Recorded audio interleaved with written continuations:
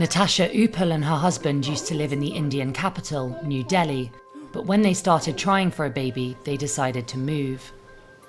We do not want to have a child and raise a child in Delhi, and if we were to stay in Delhi, and if we were to continue to stay in Delhi, then we would possibly not have children at all. And I thought that the evidence and the research was compelling enough for me to make that decision. In 2022, the family relocated to Bengaluru in southern India, part of a growing trend of people leaving the capital because of its health risks.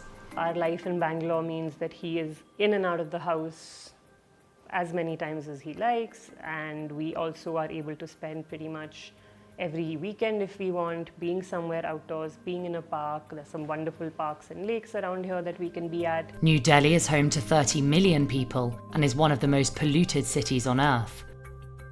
A study linked 3.8 million deaths in India to air pollution over a decade. The UN warns that children are especially at risk.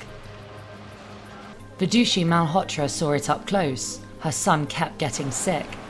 They left Delhi and moved to Goa for cleaner air. So one stark incident was around Diwali in 2020, and Mir was still less than 2 years old. And I remember we had like 3 purifiers running continuously, of course, and then I needed more because it was just impossible to leave the bedroom and be in even the living room. I felt terrible. I was like, I can't have my child breathing through this air, and also, of course, it was affecting me. Vidushi urged friends to follow, starting, in her own words, a mini movement. I know a lot of people in my immediate circle who have been, concerned about the air. Some of them have taken the bold step. I think some are either tied down due to family or due to work. Others, like Rolly Shrivastava, remain in Delhi for work reasons, but live in constant anxiety. She keeps inhalers for her smoke allergies and nebulizers ready for her toddler, whose cough worsens each winter. Some children have, they're called wheezing kids nowadays. It's another word for asthma, apparently. It's a more softer word for asthma. So he's just told us that you should have nebulizers ready. You should have a sixth sense as a parent now to know that when your kid is starting to cough in the night, don't even call me, just start nebulizing the child. So stocking up on medicines. Our nebulizers right here, we actually used it till 5 days ago, I think. Each winter, smog descends on Delhi, caused by crop fires, factory emissions and traffic.